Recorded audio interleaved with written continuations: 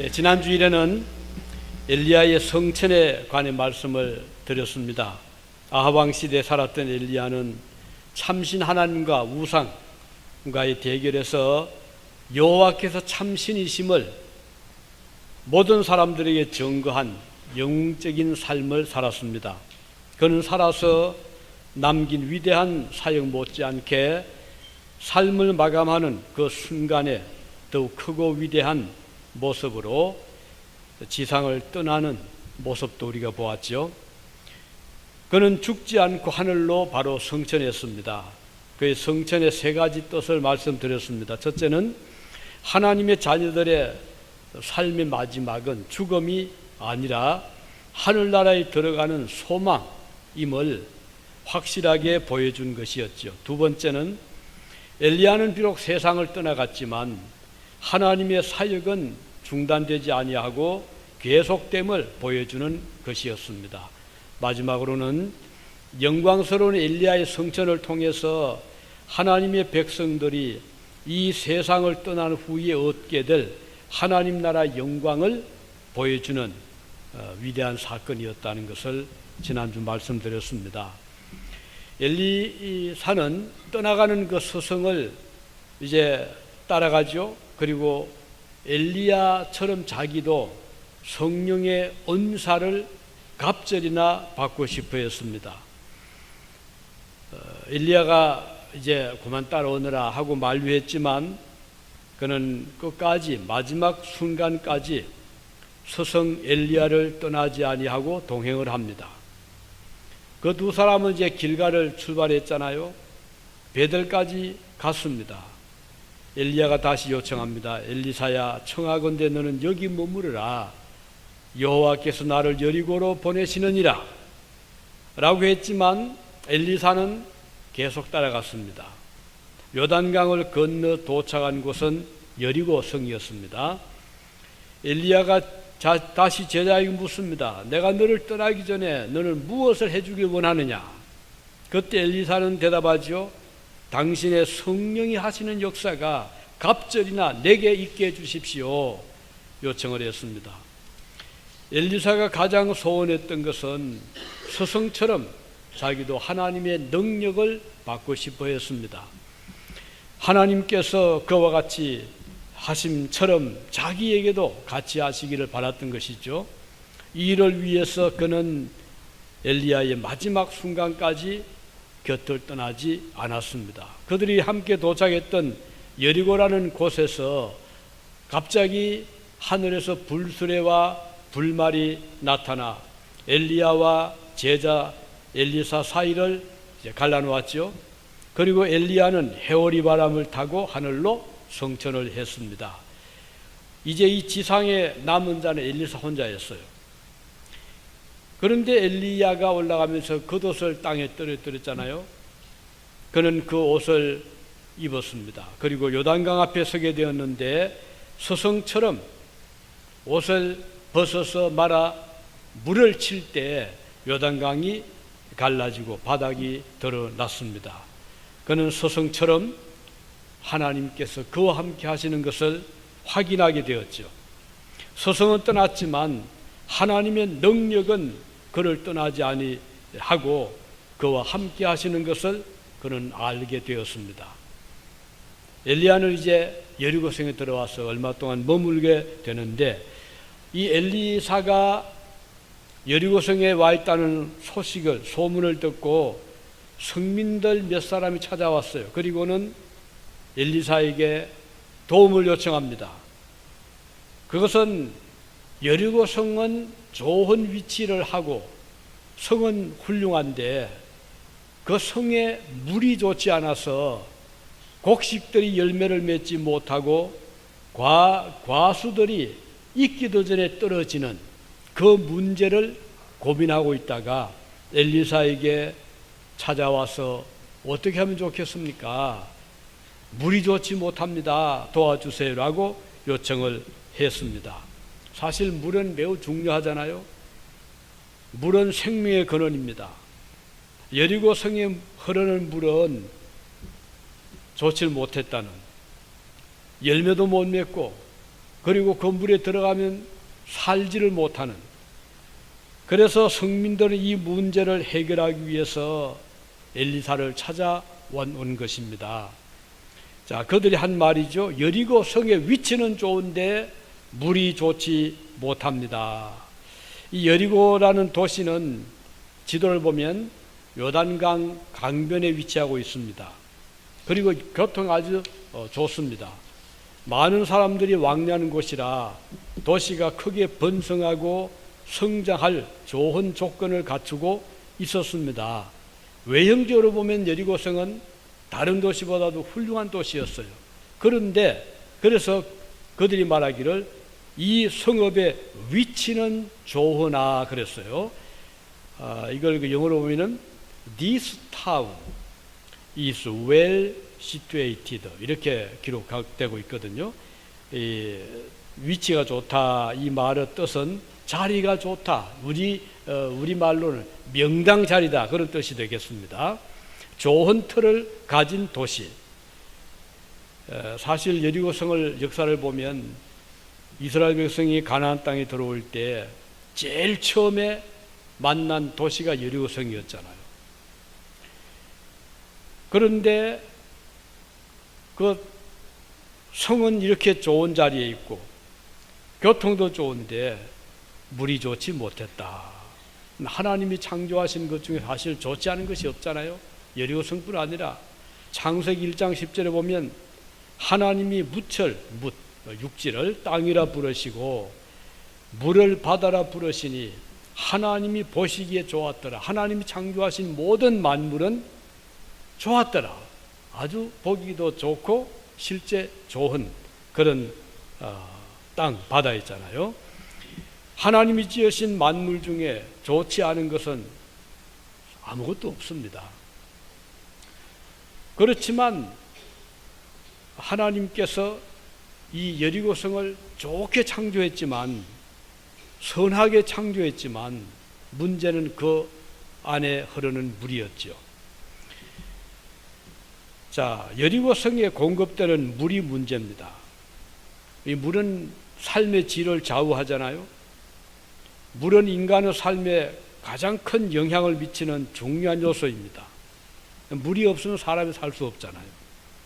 도시가 세워질 수도 없습니다. 그러므로 우리 인류 문화 역사를 발상지를 보면 공통적인 점은 모두가 물이 풍부한 곳에 인간들이 도시가 세워지고 발전했습니다. 4대 문명의 발산지 다 그렇잖아요. 뭐 황하 유역, 나일강 유역, 유브라데 티그리스 유역 다 이 강변에 자리 잡고 있잖아요. 그곳은 물이 양도 풍부하고 그래서 사용도 하기가 편리한 여리고성의 물은 불행스럽게도 좋지 못했어요. 먹을 것을 내지를 못하는 물이었어요. 그러므로 여리고성이 겉으로 보기는 좋은데 살기 좋은 낙원처럼 보이는데 실상은 그렇지를 못했다는 점에 문제가 있었던 것입니다. 곡식 열매를 맺지 못하고 땅에 떨어집니다. 과수도 마찬가지였어요. 그들이 이 성민들이 어떻게 하면 물을 좀 좋은 물로 고칠 수 없을까 걱정들을 많이 했죠. 여러분 우리가 오늘 먹는 수돗물, 미국에서 처음 수돗물이 이제 개발이 됐는데 뭐 강물을 땡기기도 하고 저수지물을 땡기기도 했는데 문제는 이 물이 오염이 되니까요. 병이 생기는 겁니다. 그리고는 죽는 겁니다. 뉴욕에 한때 물이 공급되었을 때 초창기에 이 수질 오염 때문에 많은 사람 죽었어요. 그래서 고심 끝에 여기에 소독 이 약을 좀 치자. 그래서 지금은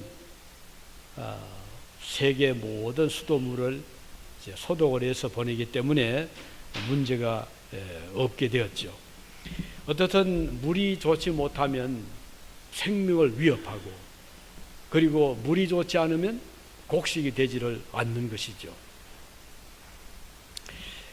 여리고성의 문제를 보면서 우리는 우리 자신들이 안고 있는 문제를 볼 수가 있습니다. 우리 인간의 문제죠. 사람은 만물 중에서 가장 훌륭한 하나님의 창조의 결과잖아요. 우리 인간은 본성이 착하잖아요. 어린아이들 보세요. 참 천사 같잖아요. 그리고 얼마나 인간이 지혜롭습니까? 창조의 훌륭한 솜씨가 인간에게 집약이 되어 있다고도 볼 수 있습니다. 사람은 더구나 하나님의 형상을 따라 지어졌기 때문에 훌륭한 하나님의 작품입니다. 그렇지만 우리 인간들에게는 마치 여리고성이 좋은 위치에 자리를 잡았지만 물이 좋지 못해서 제대로 열매도 내지 못한 것처럼 하나님께서 우리 인간에게 온갖 좋은 장점들을 부여해서 지혜로운 피조물, 아름다운 피조물, 선한 피조물이었지만 오늘 인간들에게 약점이 있거든요. 그래서 약점 때문에 열매를 맺지를 못합니다. 무슨 열매요? 선한 열매. 그리고 오의 열매, 사랑의 열매, 진실된 열매 보다는 오늘 많은 인간들이 맺는 열매를 보면 사악한 열매, 시기, 질투, 교만, 욕심, 온갖 이 좋지 못한 열매들을 맺는 모습들을 우리가 봅니다. 남의 이야기 아니죠. 우리 자신들도 마찬가지로 살아가면서 맺는 열매들을 보면 좋은 열매보다는 좋지 못한 열매들을 많이 맺고 있습니다. 이렇게 하나님이 지으신 아름다운 피조물임에도 불구하고 여리고성이 좋은 자리에 위치했지만 곡식이 열매를 맺지 못한 것처럼 과일들이 익기도 전에 떨어진 것처럼 오늘 우리들이 맺는 열매를 보면 좋은 열매보다는 좋지 못한 열매, 삶의 열매를 많이 맺으면서 살아가고 있습니다. 예레미야는 이렇게 말했습니다. 만물보다 거짓되고 심히 부패한 것은 마음이라. 누가 능히 이를 알리오.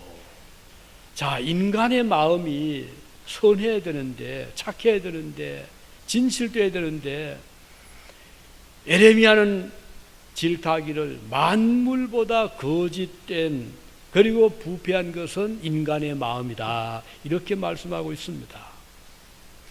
여리고성의 물은 흐르지만 그 물이 성민들에게 유익이 되지 못한 것처럼 사람이 하나님의 큰 축복을 받은 존재였지만 하나님께 좋은 열매를 맺지 못하는 오히려 악의 열매를 맺으며 살아오는 모습을 우리가 부인할 수가 없습니다.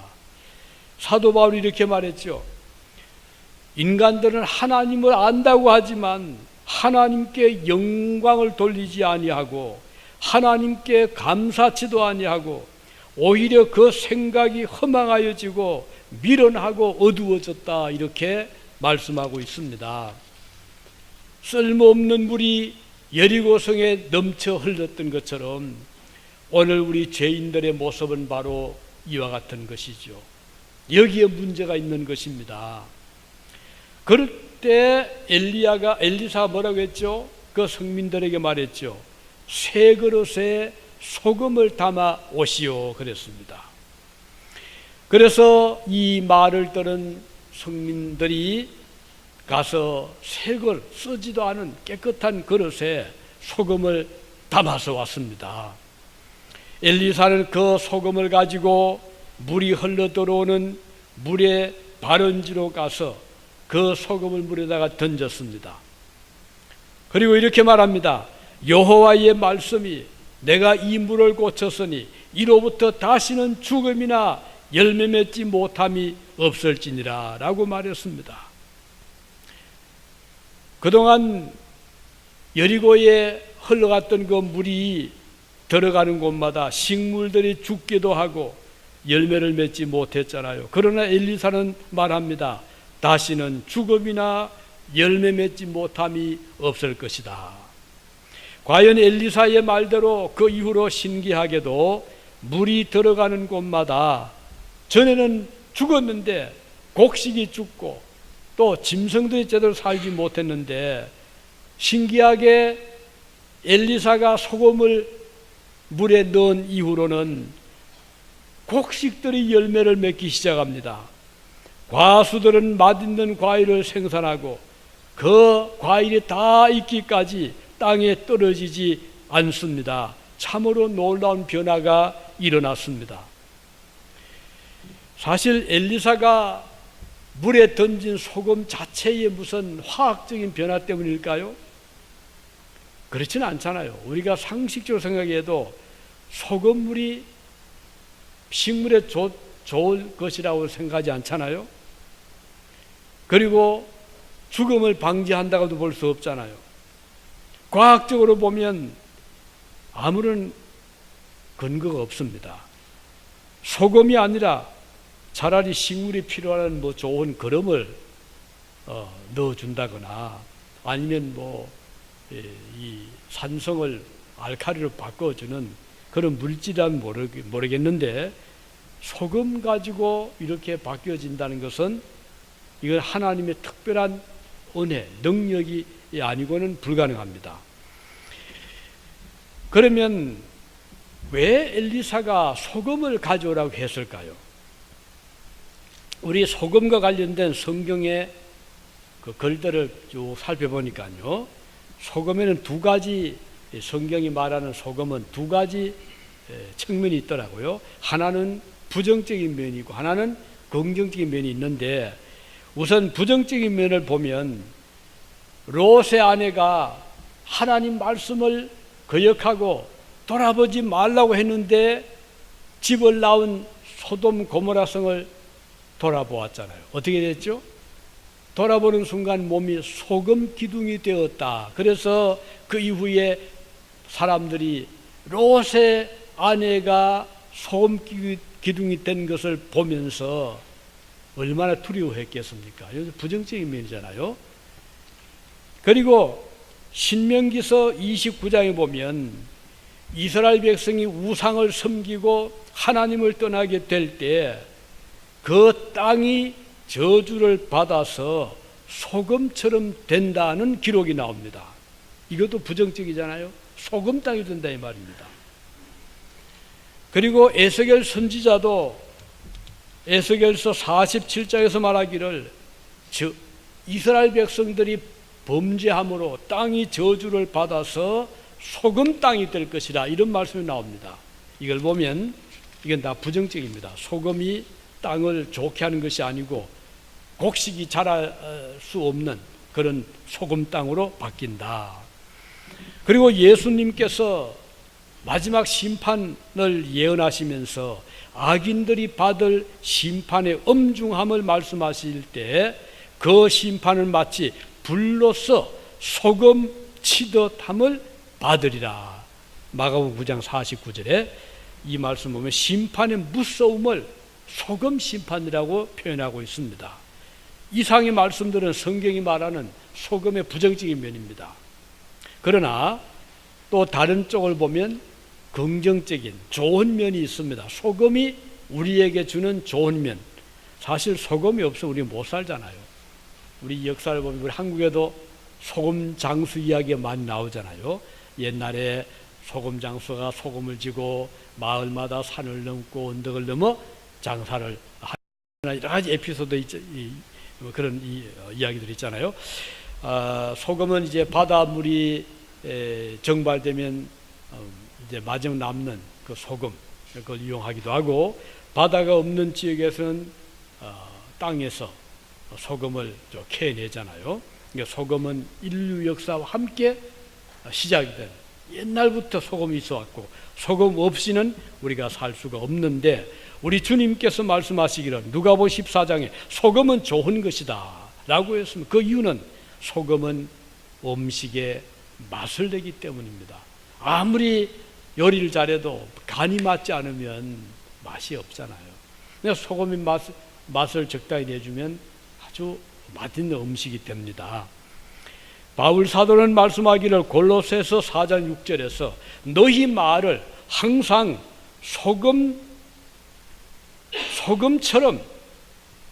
소금으로 고르게 함같이 해라. 왜 그럴까요? 소금의 특징은 그 짠맛이 그대로 가잖아요. 이어가잖아요. 변함이 없잖아요.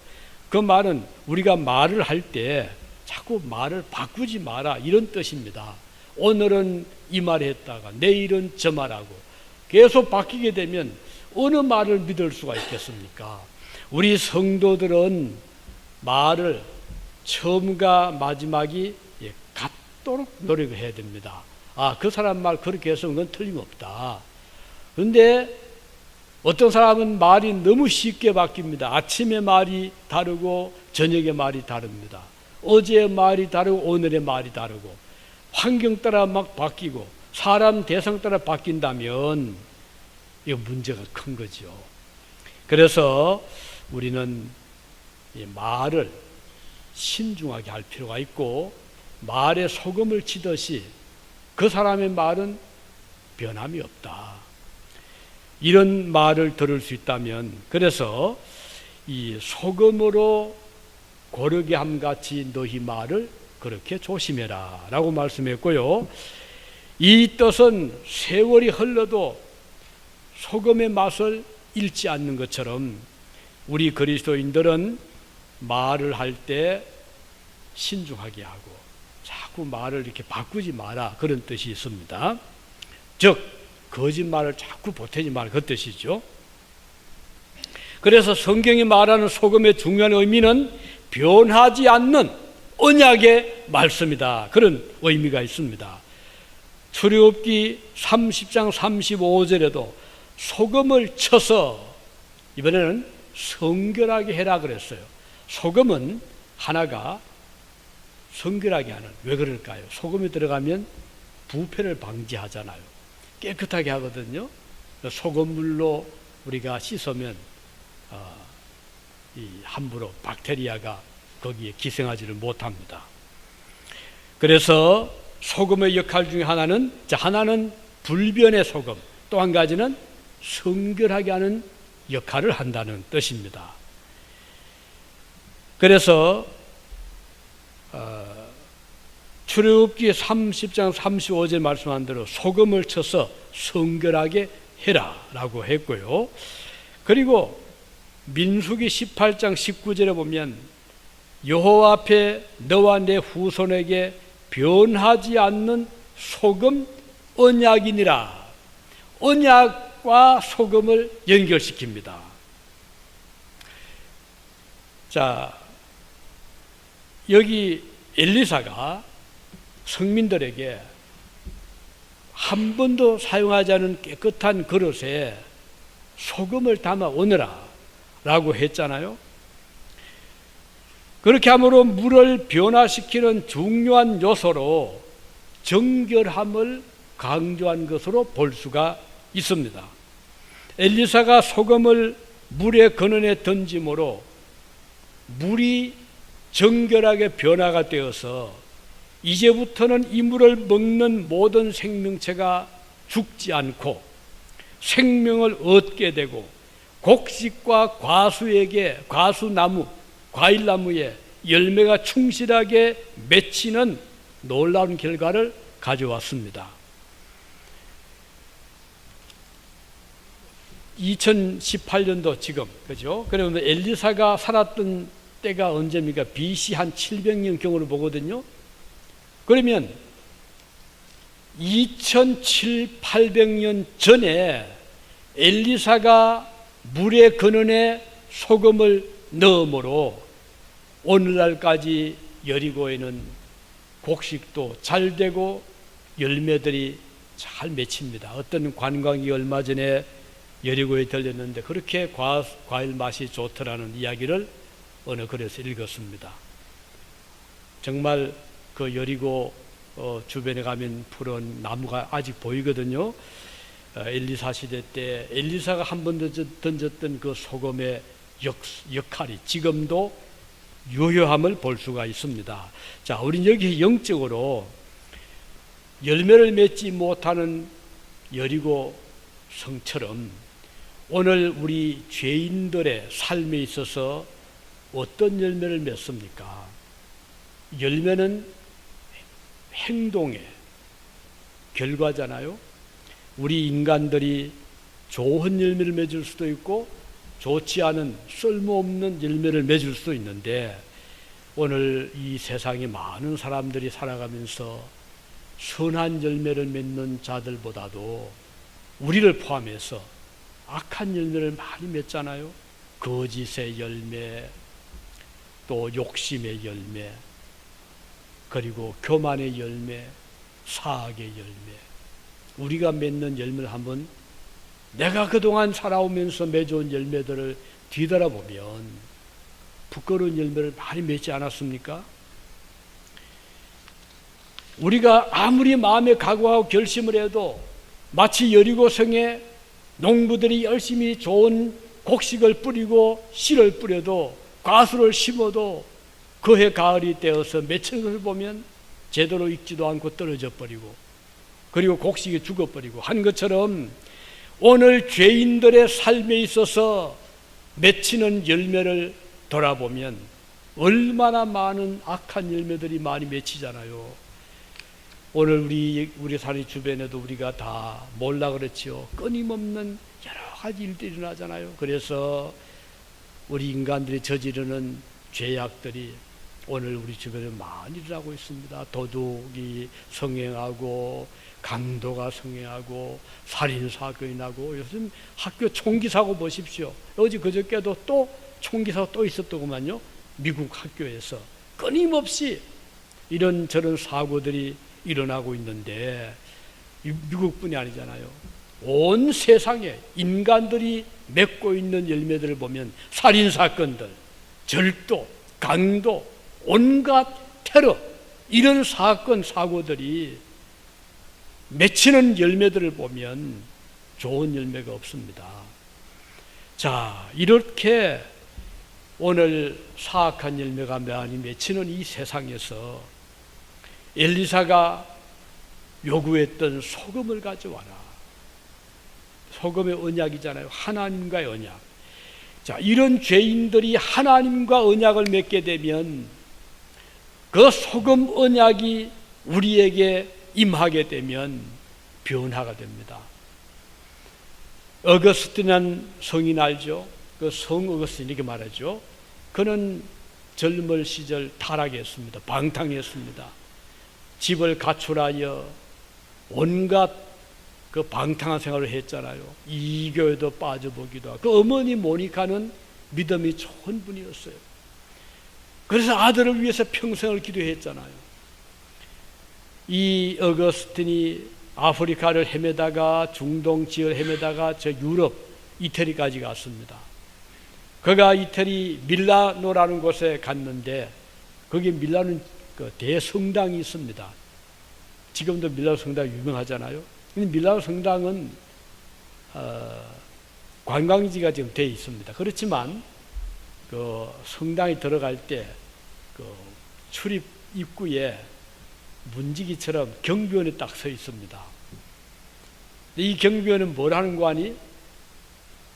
아무리 관광객이라도 이 대밀라노 성당에 들어가려고 하면 최소한의 이 예우를 갖추어라. 네, 그런 의미로 짧은 바지를 입으면 못 들어가게 해요. 한 번은 제가 그 주리교회 집사님, 변 집사님이라는 분이 계셨는데, 가족과 같이 밀라노에 갔습니다. 들어가는데 그 변 집사님이 그때 여름이었어요. 더우니까 반바지를 입고 갔네요.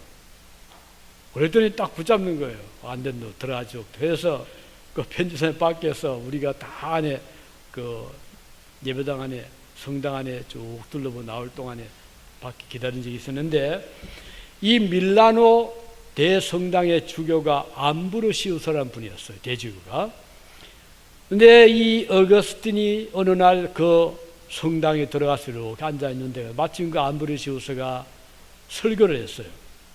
그 설교를 듣는 순간 하나님의 성령께서 이 방탕한 어거스틴의 마음에 천둥 벼락 같은 그런 강력한 충격을 주었어요. 그런 큰 감동을 받고 그동안 방황하고 방탕했던 그의 삶을 돌아보게 되고 회개하게 됩니다. 이렇게 해서 어거스틴은 그때부터 완전히 180도 삶이 바뀌어지게 되고 그가 쓴 유명한 글이 고백록, The Confessions 하는 그 유명한 글을 남겼죠. 자, 여기에서 그동안 열매를 맺지 못했던 한 청년의 삶을 근본적으로 바꿔놓은 것은 하나님의 능력의 말씀이었어요.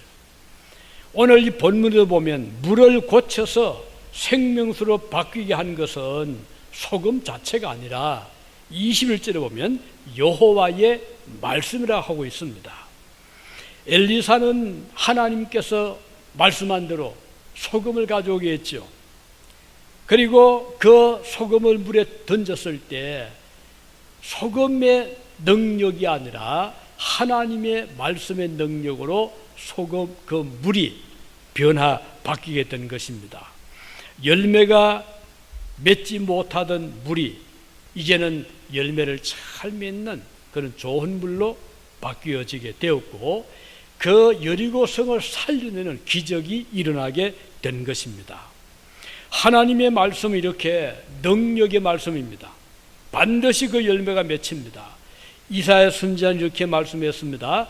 이사야서 55장 11절에 보면 내 입에서 나가는 말도 이와 같이 헛되이 내게로 돌아오지 아니하고 나의 기뻐하는 뜻을 이루며 내가 보낸 일에 형통함이니라. 그렇습니다. 엘리사가 던진 소금이 놀라운 화학작용을 일으켜서 여리고 도성의 전체 물이 순식간에 바뀌어진 것이 아니잖아요. 엘리야의 말에 권위가 있어서도 아닙니다. 하나님의 입에서 나온 말씀의 능력으로 말미암아 놀라운 역사가 일어났습니다. 성으로 흘러들어가는 물의 근원에서부터 시작하여 도성의 각 농지와 토지에 이르기까지 하나님의 능력으로 변화된 생명의 물이 흘러들어갔습니다. 열매 맺지 못하던 곡식이 충실하게 열매를 맺고 과수는 맛있는 과실을 탐스럽게 맺었습니다. 하나님은 능치 못하심이 없으실 뿐만 아닙니다. 그는 전능하시고 위대하신 분이십니다. 우리 주님께서 어느 날 가나 혼인잔치집에 들어가셨잖아요. 한창 연회가 무르익어가는 도중에 포도주가 떨어졌습니다. 중동 지역은 지금도 그렇지만 물이 귀합니다. 마실 물이 별로 없어요. 그래서 이제 물이 좀 탁한 물이라도 손발을 씻기 위해서 이제 좀 보관을 시키고 또 손님이 오면 그 발 씻을 물을 내주는 것이 가장 좋은 대우라고 하잖아요.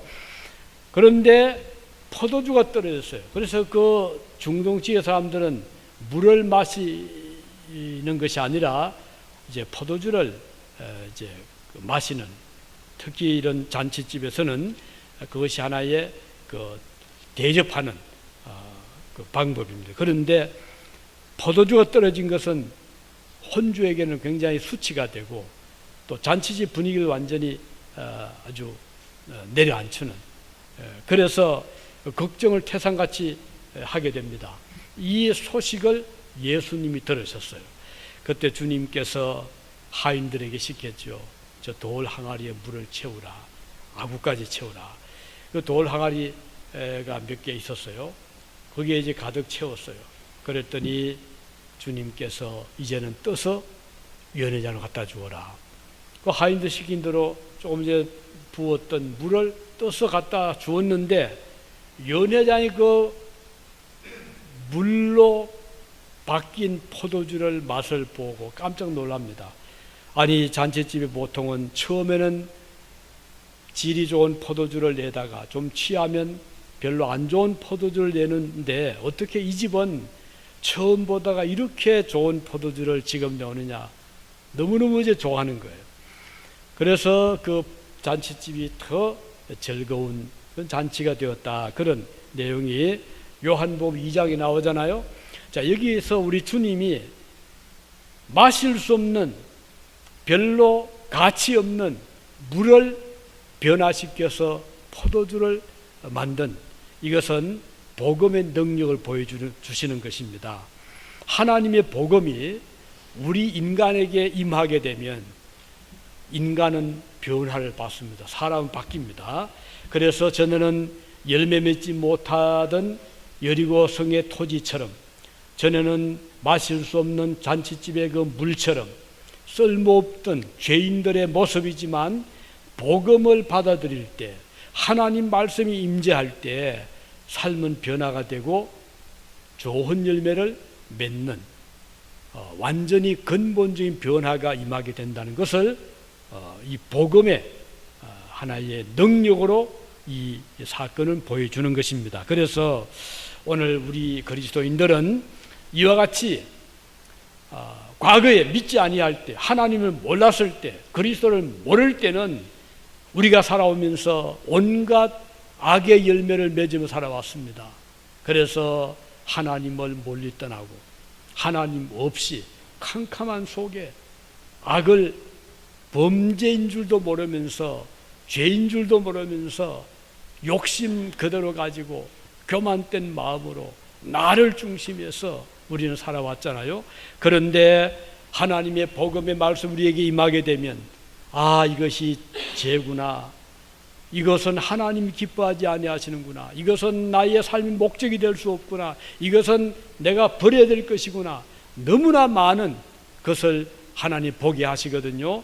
그래서 어거스틴이 어릴 때, 젊은이 때부터 그가 알게 모르게 지었던 수많은 죄들을 고백하고 자백하고 회개하면서 성인이 된 것처럼, 예수 그리스도를 영접한, 복음을 받아들인, 소금의 언약을 받아들인 그리스도인들은 이제는 삶이 바뀌어지게 되고 변화를 받게 되고 새 사람이 되는 것입니다. 이것이 바로 중생의 역사, 거듭난 삶의 모습인 것입니다. 오늘 저와 여러분들이 이제 이 세상에 와서 그동안 한 번 태어났잖아요. 과거에 우리는 모태에서 한 번 태어났다가 그 다음은 물과 성령으로, 하나님의 복음으로 우리의 영적인 중생 두 번 태어났습니다. 이제 우리는 하나님 안에서 새로운 새 생명을 얻은 자들이 되었고, 그러면 지금부터는 우리가 맺는 열매들은 생명의 열매입니다. 오유의 열매입니다. 이제 우리가 맺는 열매는 하나님이 기뻐하시는 가치 있는 영생의 열매를 맺는 자들로 이제 살게 되는 것입니다. 그래서 우리는 생각할 때, 우리가 행동할 때, 어떤 일을 결정할 때 이제 우리는 하나님께서 원하시는 결정이 무엇인가, 하나님께서 기뻐하시는 삶의 열매가 무엇인가를 생각하면서 살아갈 수 있게 되었으니, 이것처럼 더 복된 삶이 어디에 있습니까? 이제 우리는 무엇을 먹거나 무엇을 마시거나 하나님의 영광을 위한 삶을 살 수 있게 되었잖아요. 과거에는 나를 위해 살다가, 나를 위해 산다는 것은 썩어질 것을 위한 삶이거든요. 아무리 우리가 나를 위해 살아도 언젠가는 모든 것을 우리가 다 잃게 되잖아요. 영생이 없잖아요. 내세가 없잖아요. 구원이 없잖아요. 그런데 이제는 소금 언약을 받은 여리고 성의 땅이 변화된 것처럼 이제 우리의 삶은 바뀌어져서 우리가 영생을 얻게 되고 좋은 열매를 맺게 되고, 우리의 말에도, 우리의 생각에도, 우리의 삶에도 맺히는 것들마다 좋은 열매가 맺히잖아요. 땅에 도중에 떨어지는 법이 없어요. 우리의 성도의 열매는 그것이 영생이라는 열매로 맺히게 되는 것이에요. 그래서 선한 열매를 많이 맺읍시다. 의의 열매 많이 맺고, 사랑의 열매를 많이 맺고, 헌신의 열매 많이 맺고, 하나님 기뻐하신 열매를 많이 맺는 성도, 주님 앞에 설 때에 그 맺은 열매를 주님 앞에 드릴 수 있다면 이것처럼 축복된 삶이 없지 않습니까? 그래서 오늘 이 말씀 맺으면서 이제 여리고성의 물을 고쳤던 엘리사의 능력이 오늘 우리들의 삶에도 임해져서 이제 우리가 살아가는 일생은 아름다운 열매를 많이 맺어서 천국 창고에 가득히 채워나가는 저와 여러분 되시기를 바랍니다. 기도하시겠습니다.